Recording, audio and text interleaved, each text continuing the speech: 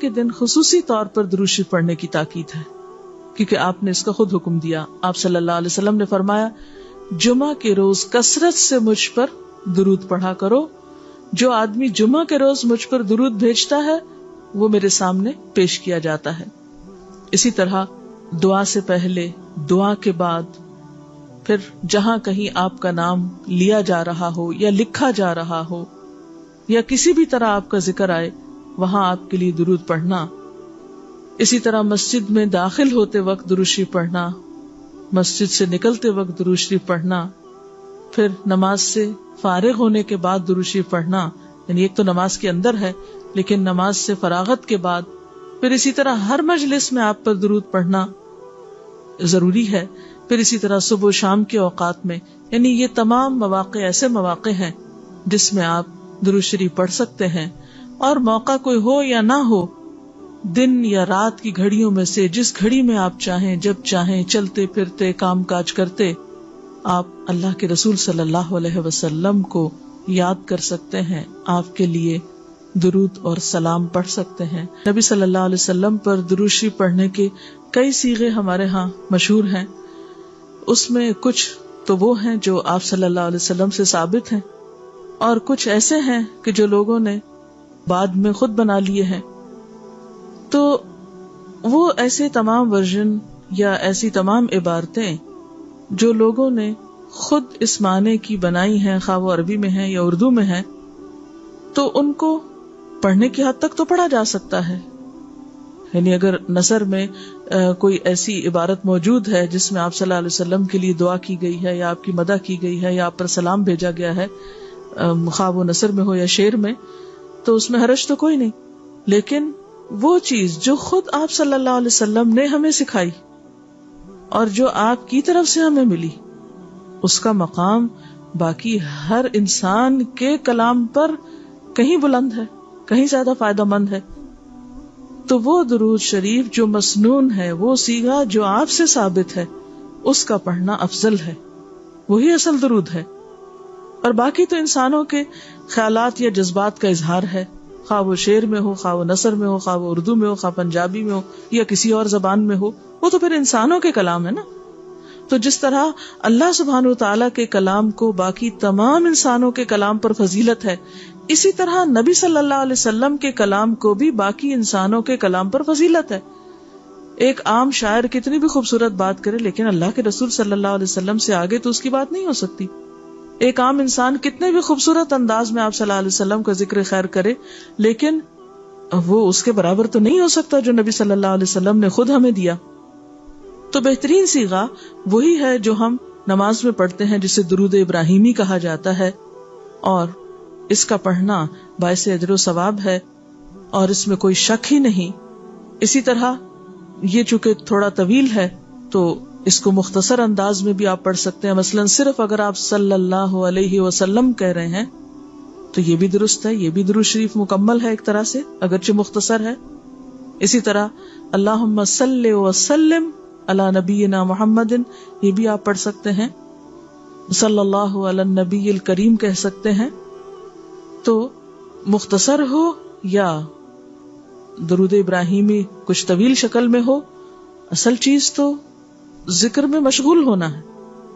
تعداد میٹر نہیں کرتی جتنا وہ احساس اور جذبہ اور عقیدت جو کہ درود شریف پڑھتے ہوئے آپ صلی اللہ علیہ وسلم کے لیے ہماری ہو سکتی ہے. تو ہمارے لیے دن میں بے شمار مواقع ایسے ہوتے ہیں کہ جس میں ہم درود شریف پڑھ سکتے ہیں. سب سے پہلا موقع تو خود نماز کا موقع ہے. اس وقت تک نماز مکمل نہیں ہوتی جب تک ہم اس میں درود شریف نہیں پڑھتے. پھر اسی طرح عام نمازوں کے علاوہ نماز جنازہ میں بھی درود شریف پڑھا جاتا ہے. پھر اذان کے بعد درود شریف پڑھا جاتا ہے. آپ صلی اللہ علیہ وسلم نے فرمایا جب مؤذن کی آواز سنو، یعنی اذان سنو، تو وہی کہو جو مؤذن کہتا ہے، یعنی اذان کا جواب دو، پھر مجھ پر درود پڑھو. یعنی اذان کا جواب دینے کے بعد جب اذان ختم ہو جائے تو کیا کرنا چاہیے؟ نبی صلی اللہ علیہ وسلم پر درود بھیجنا چاہیے، کیونکہ مجھ پر درود پڑھنے والے پر اللہ تعالیٰ 10 رحمتیں نازل فرماتا ہے. اس کے بعد میرے لیے اللہ سے وسیلہ مانگو.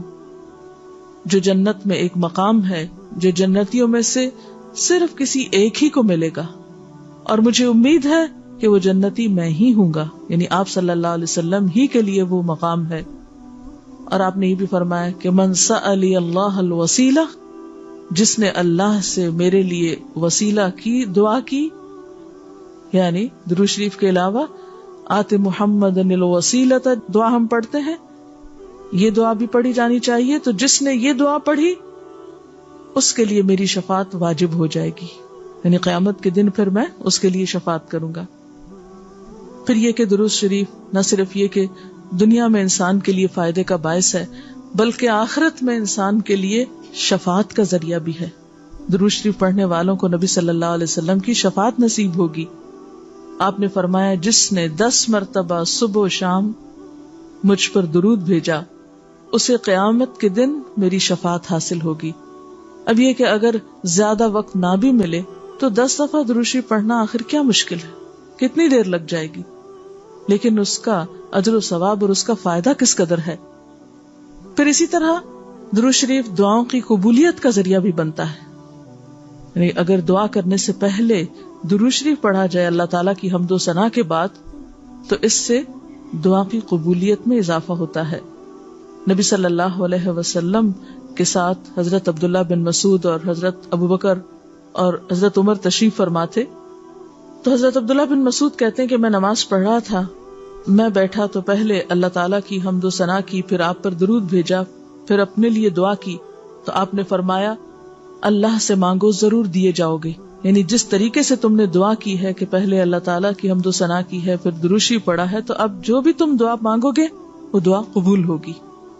پھر اسی طرح ہم دیکھتے ہیں کہ درود شریف نیکیوں کا دروازہ کھولتا ہے، نیکیوں میں اضافے کا ذریعہ بنتا ہے۔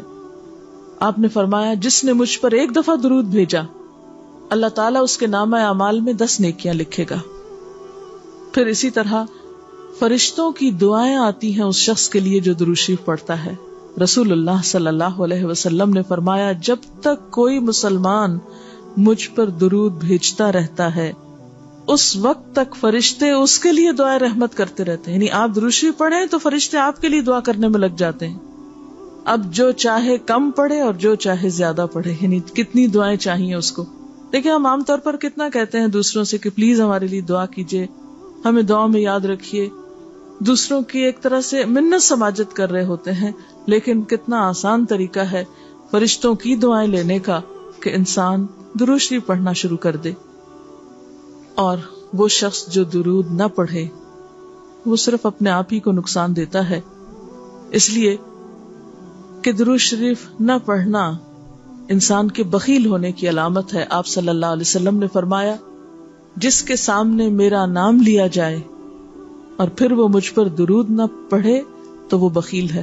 اس سے یہ بات بھی پتہ چلتی ہے کہ اگر ہم خود درود شریف نہیں بھی پڑھ رہے لیکن اگر کوئی اور آپ کا ذکر خیر کر رہا ہے یا کوئی اور درود شریف پڑھ رہا ہے اور اگر وہ بلند آواز میں پڑھ رہا ہے تو ہمیں بھی آپ کا نام سنتے ہی دل میں درود شریف پڑھنا ہوگا۔